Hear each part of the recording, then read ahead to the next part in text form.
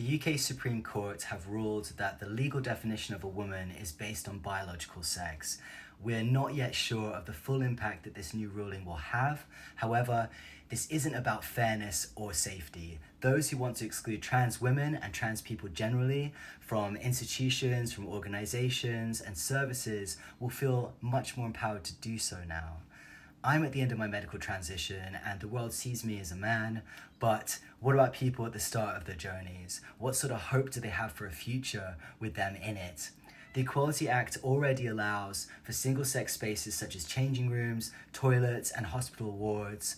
Under the new ruling, a person born male who now identifies as a woman does not have the right to use services designated for women only. The new ruling would mean that people like me, who have been living as men for many years, who also like me have XX chromosomes, can now legally use the women's spaces. So what's stopping cis men from pretending to be trans men to use women's bathrooms, etc.? What the government is doing is making an already vulnerable group even more marginalized and misunderstood, which takes away a much needed safety net. So this also means that vulnerable trans people may not be able to access support at rape crisis centres, domestic abuse support services, and sports clubs. And also, what about intersex people who are as common as people with red hair? There could be consequences for intersex people who don't fit neatly into binary categories of biological sex.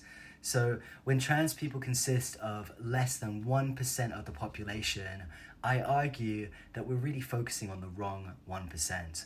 Also, trans women have been using single-sex spaces forever, and there's been no issue at all.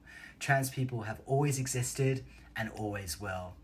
I love this quote: "There is no trans debate, there are trans people and there are fascists who wish to dominate and eliminate trans people. Make no mistake, this moral panic is entirely fabricated. Trans rights are human rights." Gender variance exists in species all over the planet, and in pre-colonial times, many cultures around the world have a celebration of more than two genders. We have always existed, and we always will.